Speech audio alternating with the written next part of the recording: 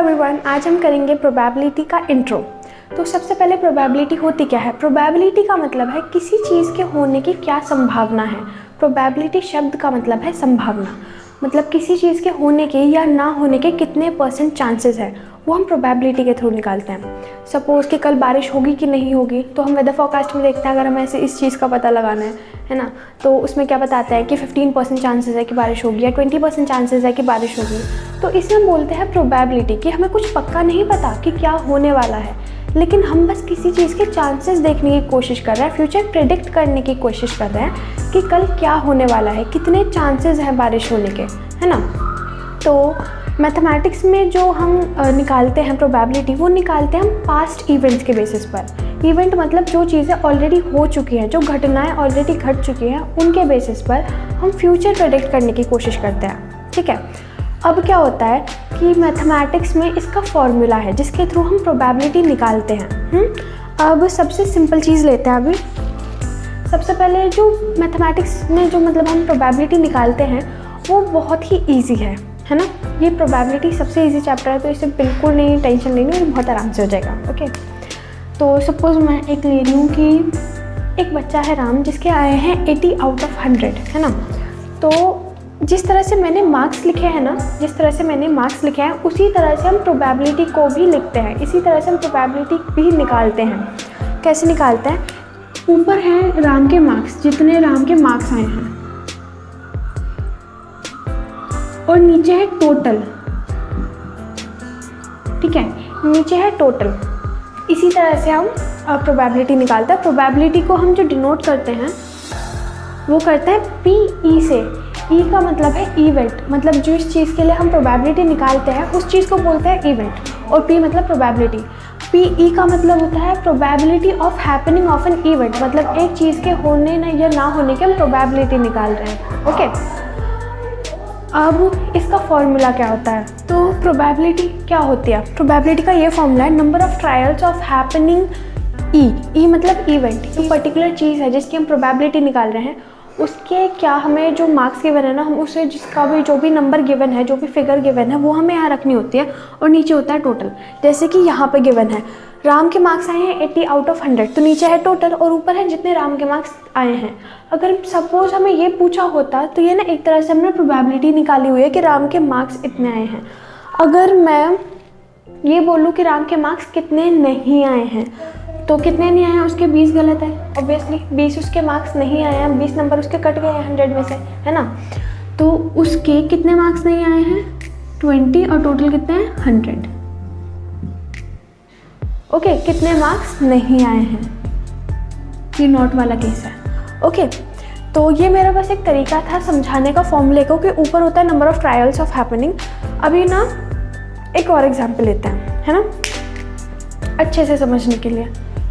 Suppose एक बच्चा है एस नाम का,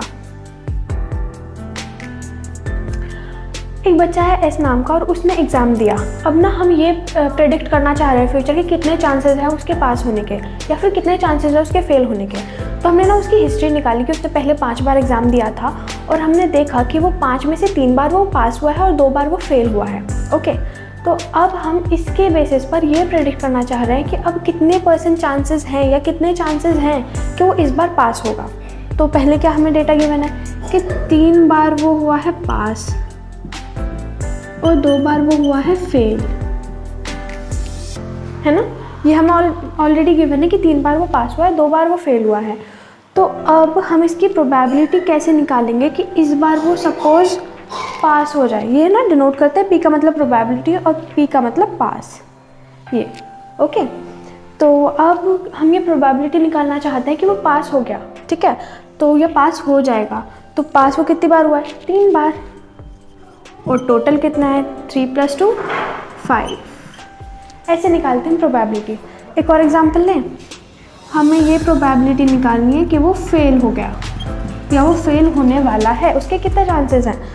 तो उसके फेल कितनी बार हुआ है? वो 2 बार फेल हुआ है, टोटल कितने थे? 5। तो ये हमने प्रोबेबिलिटी निकाल दी, चांसेस निकाल दिए कितनी बार वो फेल हुआ या कितनी बार वो पास हुआ है। अब अगर मैं इसे देखूँ तो इसे काट के आएगा 0.4 और इसे काट के आएगा 0.6। ओके, आई होप कि आपको फॉर्मूला और यूज़ करते हैं फॉर्मूले को समझ आ गया होगा। अब ना एक और एग्जांपल लेते हैं, ठीक है, एक और एग्जांपल लें। हाँ, इसमें ना इसी एग्जांपल में वो जो हमने वो 2 बार पास होना या 3 बार, सॉरी, इस एग्जांपल में हमने जो यूज़ किया था ना डाटा, उसे हम बोलते हैं ट्रायल्स। ओके, इस बार जो हमने डेटा यूज़ करा था उस एग्जांपल में, उसे हम बोलते हैं ट्रायल्स, कि जो हमें ऑलरेडी डेटा गिवन होता है उसे हम बोलते हैं ट्रायल्स। डन। अब हम लोग एक और एग्जांपल के थ्रू समझते हैं इसे, ताकि हम बहुत अच्छे से अप्लाई कर पाए, क्योंकि अभी एक्सरसाइज आने वाली है, उसमें बस 13 क्वेश्चन है, तो जल्दी से हो जाएगी। एक और एग्जांपल लेते हैं।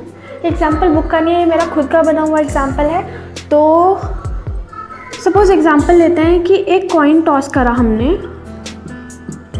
अ कॉइन इज टॉस्ड 10 टाइम्स, ठीक है। एक कॉइन टॉस करा हमने 10 बार, ऐसे सिक्का उछालते हैं ना। अब ना सिक्के की जब भी बारी आए तो नॉर्मली अगर हमें कुछ नहीं गिवन होता तो सिक्के की अगर हम ये देखें कि क्या आने वाला है, तो सिक्के में हमेशा 50-50% चांसेस होते हैं हेड या टेल आने के। ओके, तो अब ना सिक्का, सपोज जैसे कि हम सिक्का उछालते हैं, तो सिक्का उछालते हैं तो उसकी 2 साइड्स होती है, एक हेड होती है, एक टेल होती है ना। तो अब उस हेड या टेल के आने के, जब हम एक सिक्का उछालते हैं तो हमेशा 50-50% चांसेस होते हैं, ठीक है। तो इसमें क्या होता है ना कि अगर वो सिक्का शोले वाला सिक्का नहीं है तो पक्का उसमें 50-50% चांसेस हैं कि हेड भी आ सकता है या टेल भी आ सकता है ना। लेकिन अब जब हमें ऑलरेडी गिवन है कि कॉइन टॉस हुआ है और उसके आगे कुछ गिवन है कि मतलब उसमें 5 बार हेड आया और 5 बार टेल आया, तो कोई प्रॉब्लम नहीं है। अगर उसमें ऐसे गिवन है कि 6 बार टेल आया, 4 बार हेड आया है, तो हमें उसके अकॉर्डिंग काम करना है। ओके, वैसे अभी आपको हमेशा डेटा गिवन होगा, तो इसमें दिया हुआ है कि 6 बार हेड आया है और 4 बार टेल आया है ना। तो अब हम इसकी प्रोबेबिलिटी कैसे निकालेंगे? हमारे पास ऑलरेडी फॉर्मूला है, ऊपर हमें जिसके बारे में भी पूछा हो ना बस उसका नंबर रखना और नीचे रखना है टोटल, है ना। देखो, हम प्रोबेबिलिटी निकाल रहे हैं। सपोज उन्होंने बोली कि अगली बार जब 11वीं बार सिक्का उछाल रहा है तो क्या आने के ज़्यादा चांसेस हैं, तो क्या आने के ज़्यादा चांसेस है, निकालते हैं। अभी हेड की प्रोबेबिलिटी निकाल रहे हैं कि सपोज हम मान रहे हैं कि हेड आ गया, ठीक है। अब यहाँ पे हेड की कितनी है, 6 हेड, ऑलरेडी 6 हेड आ चुके हैं, तो 6 टोटल कितने हैं, 10 टाइम्स 6 + 4 10। ये ना ज़रूरी नहीं, जैसे बहुत बड़ी बड़ी डिजिट भी होती हैं, बहुत बार ऐसा होता है कि हमें ना बहुत बड़े बड़े नंबर गिवन होते हैं कि यहाँ पे 6609, वहाँ 9810 ऐसे, तो ज़रूरी नहीं कि आप उसे ऐड करो, ऑलरेडी यहाँ पे गिवन होगा जो भी है कि मतलब इतने बार टॉस हुआ है, इतनी फैमिलीज़ हैं या जो भी है डेटा वो ऑलरेडी ऊपर टोटल करके गिवन होगा, तो आपको टोटल करने की भी ज़रूरत नहीं है। यहाँ पे हमें ऑलरेडी गिवन है 10 टाइम्स, वरना आप प्लस भी कर सकते हो, 6 + 40 है ना, ये आ गया 10। तो अब आप इसे देख सकते हो, यहाँ पे आएगा 0.6। ओके, अब एक और निकालते हैं, probability of getting a tail. तो 0.6 चांस हैं, 0.6 है चांस के हेड आएगा। अब टेल के चांसेस निकालते हैं। टेल कितने हैं, 40 हैं, तो 4/10। ओके, इसके कितने चांसेस आएंगे, 0.4। तो ये हमारी ऑलरेडी प्रोबेबिलिटी निकल चुकी है। अब मुझे इसके थ्रू आपको बस 2 चीज़ें और बतानी हैं, उसके बाद आप सब कुछ समझ चुके होंगे इस चैप्टर में। तो जैसे कि आपको ऑलरेडी पता है कि प्रोबेबिलिटी को हम डिनोट करते हैं P ब्रैकेट में E से, मतलब ये चीज़ probability of happening of an event, ये चीज़ आपको ऑलरेडी पता है, तो इसे ऐसे डिनोट कर देते हैं। अब मेन चीज़, ये 2 पॉइंट बहुत ज़्यादा इंपॉर्टेंट है, तो आप इन्हें ध्यान से सुनिए। ओके, तो प्रोबेबिलिटी अगर आप कोई इवेंट की निकाल रहे हो तो वो ये पक्का है कि वो प्रोबेबिलिटी अगर आप उसका फाइनल आंसर देखोगे, जैसे कि ये काट पीट के फाइनल आंसर अगर आप देखोगे तो वो हमेशा 0 से 1 के बीच में वेरी करेगा। अगर उससे ज़्यादा आ रहा है तो आपकी प्रोबेबिलिटी गड़बड़ है, वो गलत है, उसे आप दोबारा चेक करो, कैलकुलेशन मिस्टेक होगी नॉर्मली। तो ये हमेशा 0 से 1 के बीच में वेरी करती है, वेरीज बिटवीन 0 and 1, ठीक है। इसके बाद दूसरी चीज़, हमारे पास हम एक चीज़ की जितनी भी प्रोबेबिलिटी निकालेंगे उसका सम हमेशा 1 आएगा। आप इन दोनों का देख सकते हो। नॉर्मली क्या होता है ना कि बहुत बार ऐसा भी होगा कि आपको सारे केस नहीं गिवन होंगे। मतलब देखो, जैसे कि एक हमने सिक्का उछाला तो क्या हो सकता है कि या तो हेड आएगा या टेल आएगा, वो सिक्का खड़ा नहीं हो सकता। ओके, तो इस सिनेरियो में क्या होगा, या तो हेड आएगा या टेल आएगा, कोई तीसरा केस हो ही नहीं सकता। और हमने दोनों केस की ऑलरेडी प्रोबेबिलिटी निकाल दी है, तो अगर हम ऐसे केस को, दो केस को प्लस करेंगे तो हमारे पास हमेशा आंसर 1 आएगा।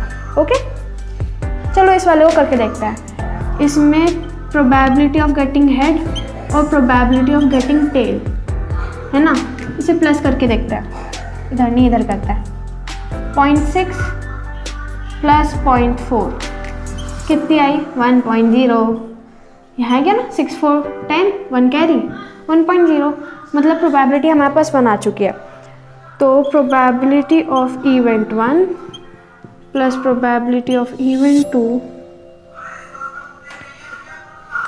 है ना, या फिर इसे हम ऐसे भी लिख सकते हैं कि सम ऑफ ऑल प्रोबेबिलिटीज। ठीक है, तो हम ये भी लिख सकते हैं कि sum of all probabilities of an event is always 1।